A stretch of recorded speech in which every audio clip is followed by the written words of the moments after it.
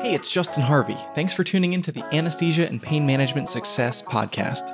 With APM Success, we take a close look at important topics pertaining to business, practice management, personal finance, and careers for anesthesiologists and pain management physicians. We work hard to take your critical questions straight to the experts. Thanks for listening.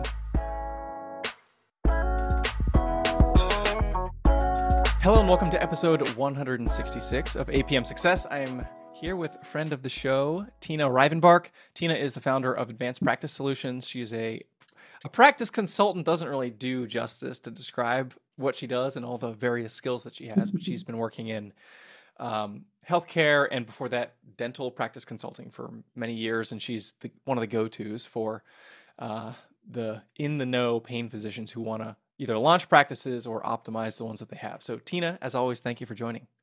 Oh, thanks for having me. What a great introduction.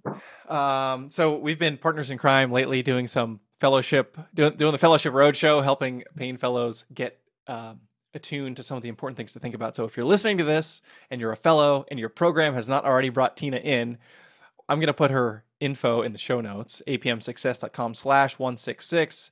And I know she's always willing to generously share a lot of the intellectual capital that she's built up over many years, and you would benefit very much by having her come and speak to your program. Today, we're going to talk about disaster contingency planning and continuity plans for medical practices, because we were just talking about there's a hurricane apparently that was like in Canada recently. I'm only 35 years old, but I'm not old enough to remember that ever happening before. And obviously by the time that this show airs, there's one coming up to Florida. We heard about Puerto Rico getting blasted a couple weeks ago. So this is definitely a topic on the minds of, frankly, many, many people outside of medicine, but also business owners and in particular practice owners who want to make sure that they have prepared adequately as best they can for natural disasters and things like that. So Tina, I know you said you have a handful of clients in Florida in particular with whom you've been speaking. Why don't you just give us a little bit of context for what types of questions do those doctors have and how are you counseling them right now? Yeah, so, I guess I have two groups of physicians in that area that is in the line of fire for this current storm. So one would be the folks that grew up there, right? And they're accustomed to natural disasters as residents of those areas. And so, they know the things to do to keep home family property safe, but suddenly they're a practice owner and not really understanding, I'm having to cancel patients for the rest of the week. What do I do with that? I've got staff that's relying on me. How do I make sure that we have a solid plan? How do I have a contingency plan for my contingency plan? Protecting property and equipment for your practice, and then also mitigating risk from, God forbid, long-term damage. And if there was a looting situation or something, you really don't want to be a pain practice that's targeted if you are storing things that really don't need to be out accessible to the public. So, basically what I just did was just called and said, hey guys, let's take 15 minutes and kind of walk through some scenarios on things that you may or may not have thought about as it pertains to your practice and evacuating in those types of plans. So basically, we first talked about EMRs. So if you have a server, obviously making arrangements to protect that, either disconnecting and taking it with you to some theoretically safe place, taking your very expensive, very large, very key equipment and moving it away from windows, putting it up as high as you can, perhaps covering with plastic, unplugging it so that you don't have electrical power surges if the power goes off and then it comes back on and it, crushes a $125,000 CM.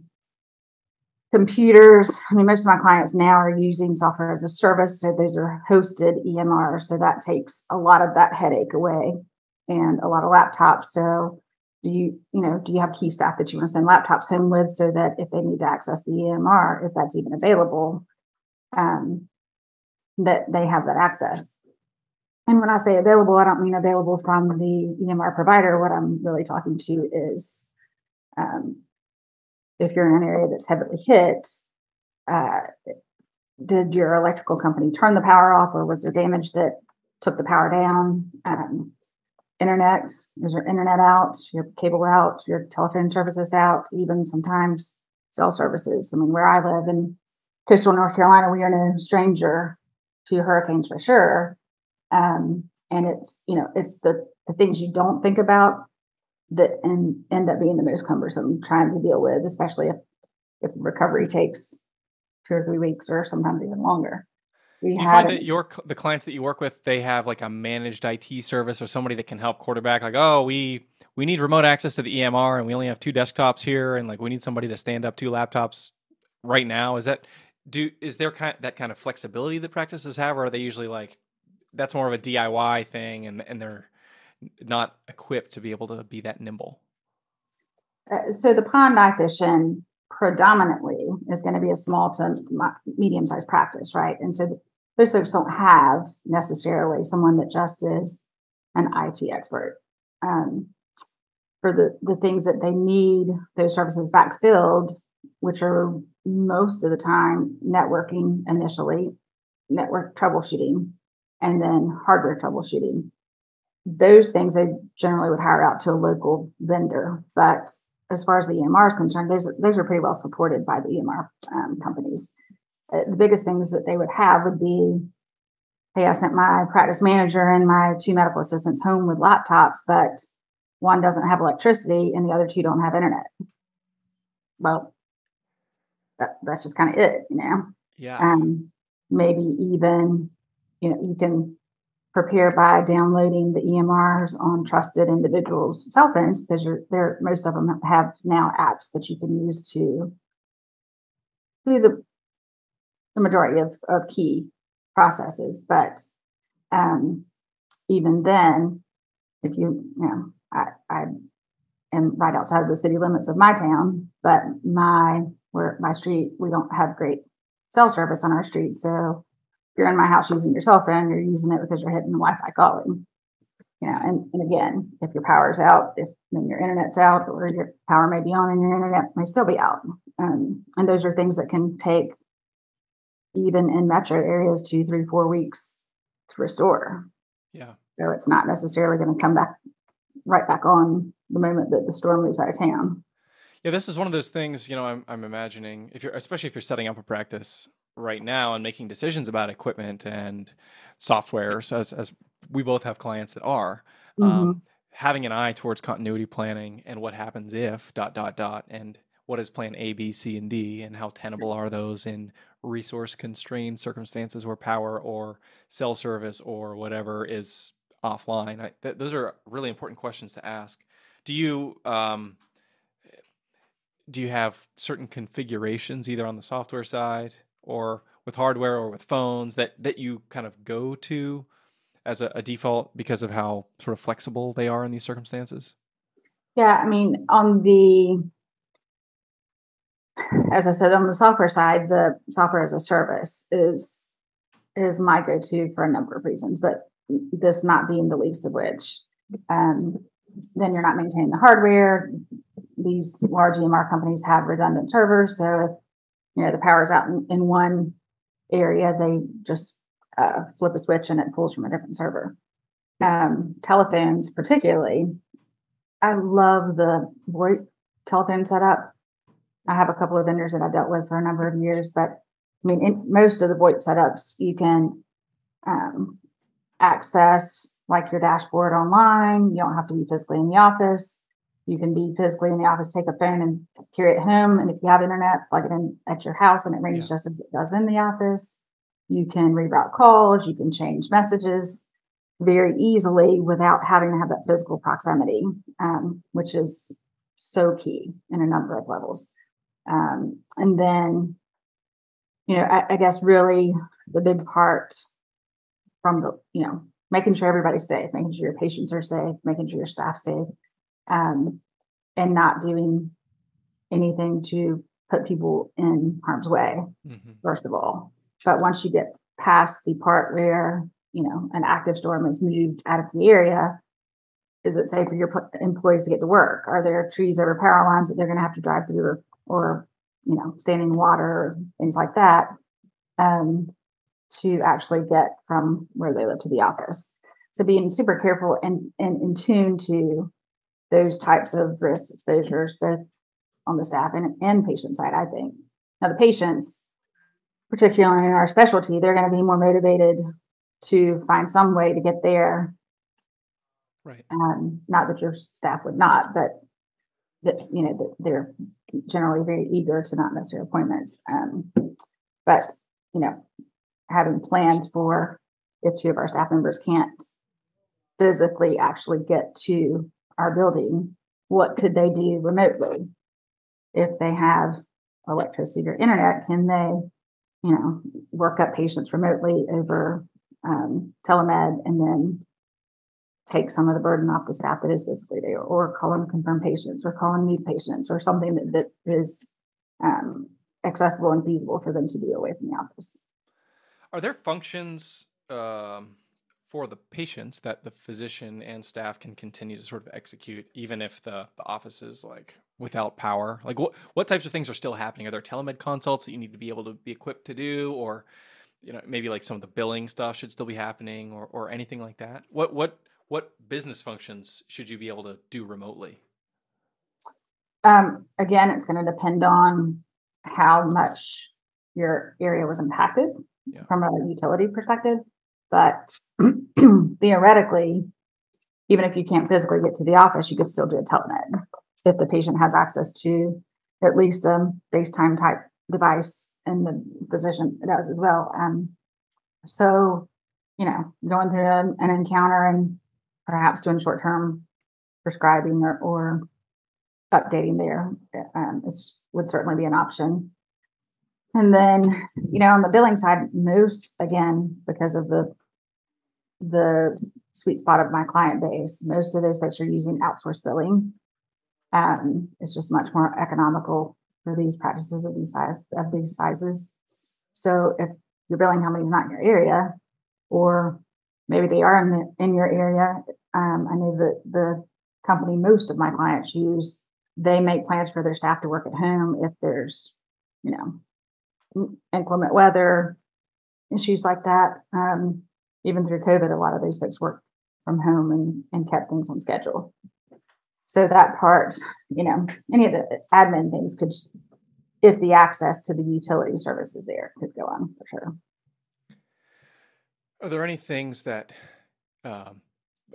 business owners, especially if they own the real estate too, which they do in many cases, can or should be doing sort of prophylactically, one might say, other than putting plywood on your windows? Is there anything else to kind of prepare your space? Or, you mentioned like making sure there's removing any drugs that need to be moved, or is there anything else even from a healthcare compliance standpoint that you need to make sure is buttoned up in preparation?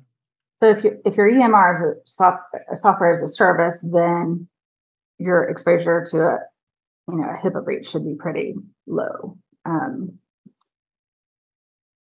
From a property damage perspective, let's just take that back. From an inventory perspective, and really I'm thinking about situations like super desperate situations where, long-term, weeks perhaps, you have property damage situations that prevent you from opening. The last thing you want is, a great big sign up there that says pain management, and someone deciding, hey, instead of taking down the local Foot Locker, let's go see what kind of fun things we can find in there. That would be something to plan for on the front end if you have the ability to get those sort of controls out of that space and keep them still protected in a double lock system. That might be something to consider. Obviously the same things you would do at your house as far as trying to video inventory furnishings and equipment and property, checking your policies is actually something super helpful, because a lot of the business owner policies will have clauses in there or coverages in there that will allow you to continue to function at some level. So some sort of business operation, business continuity clause in a business owner's policy, which is there to help you mitigate risk from you not being able to reopen right away. So if you can't see patients, but you need to be, have your staff paying them so that they can continue to do what they do. And plus you may have them cleaning up or helping to get you back to a place that you can be. Or if you had to relocate to a different place temporarily because you had such significant property damage, those types of perils would be covered in these policies. So before the storm comes would be a really good time to kind of check that stuff out. And understand if you have coverage to pay staff continuation salaries, because that will help you as you're making decisions on a daily basis. Like, am I going to open tomorrow? Well, if I don't open, what do I have to deal with on a patient basis that can't be pushed out another day? And if I don't open, how am I impacting my employees? Can I afford to pay them, this hazard pay for inclement weather or whatever it happens to be? So having a good knowledge of what type of coverage you have helps as you're making those day-to-day decisions, I think. And this is even a good opportunity to review those policies. And as, incidences of these types of things are getting more press, being able to make sure that you have the protection that you need to cover your business overhead, for example. There's a lot of benefits to that. Obviously, beyond just the financial impact of you're saving your bacon because you can make payroll for a month or two if needed. It also allows you to potentially carry less cash in your, instead of having to have like a big surplus of cash that right now cash is getting crushed by inflation in terms of purchasing power. You can perhaps run a little leaner knowing that many of the contingencies for which you might need that cash could be covered under many of the protections afforded by the policy you just described. Yeah. And I even talked to a physician yesterday, 2 days ago, down south, and said, these are the things to consider. And one of the questions that was asked was, well, how do we make policy with staff? Do we say, okay, if the schools are closed, we're going to have the office is going to be closed? Well, that's a pretty easy one, because that information would obviously be blasted to local media and things like that. Yeah. But the problem you have then is schools are mitigating a lot different risks than you are. So having children standing out waiting for buses when there's down power lines or standing water and things like that is more problematic than having, a staff member that it takes 20 minutes longer to get to work. And you may end up losing productive days based on that, if you make that a blanket policy. So what I have done in the past is really just, and it's something you have to kind of do as it arises, is really just survey the staff that you have. What does my team look like right now? How many people do I have that have children? And then it matters if they close the public schools, because suddenly they didn't have a daycare issue before, and now they do. Right. Children are too young to stay at home or whatever it happens to be. And then, take that information and what can I do? What can my contingency plan be if all these folks on this list here cannot come? How can I operate? And a lot of times you may end up with half staff or no staff. But the one thing I would strongly caution providers to remember is, even though, in these crazy situations, and we're all trying to be good neighbors and do the best we can for ourselves, our families, our patients, our employees, our community, it's still ill-advised for you to be in the office without a staff member. So, for example, Dr. Harvey, you're receiving phone calls from a patient who, really needs, was scheduled for an injection, and they're just in terrible discomfort, and you feel like that's something you could do without the C-arm. You could, run to the office real quickly. You've got power, you've got this, you've got that. You just don't have the staff. So putting yourselves in positions like that, even though it feels like you're doing the right thing at the time, find a way. Go pick up a staff member, have a family member if you have to, but just don't be in the office with a patient alone, because you wouldn't do that under normal circumstances. So this is not the time to to make those kinds of oversights. Do you have any best practices you recommend as far as having like I'm thinking like a playbook kind of thing? Like if this happens, here's the document or here's the thing that the team has where it's like, here's how the phone redundancy works. Here's how the EMR access is configured. When everyone is dispersed, it instructs people. Do your clients have those? Yeah. So a lot of that is inclusive of the HIPAA manuals and the OSHA manuals and the protocol manuals that we provide. But again, making certain that it's current and relevant, because teams change, situations change, circumstances change that may not be the way it was when you originally wrote the policy. So, assuming power's out in the community for 80% of the community for day 4, 5, 6, and 7, how are we going to communicate throughout our team and to the patients what the situation is? So, assigning maybe a telephone chain and figuring out, even if I've had situations where providers had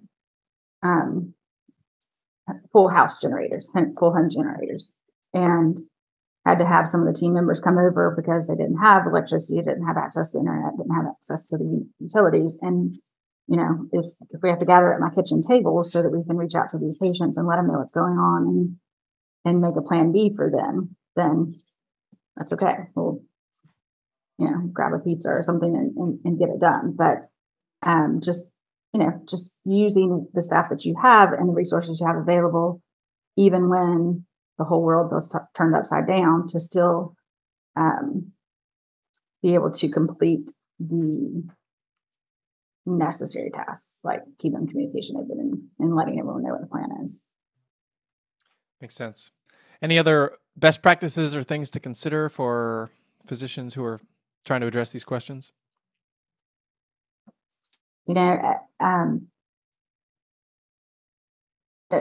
Safety, I think it would be the priority. I mean, just always thinking about the safety of your family, your staff, their family, your patients, their family, the community, the emergency responders. Don't put anybody at risk that you don't have to put at risk. I know some, especially for newer practices, losing a day or 2 or 3 of a schedule can seem just completely overwhelming, but there are worse things and there are ways to recover that. So making this, make sure that decisions are safety first, prioritized, and then, we can work on regaining the rest of it. Great.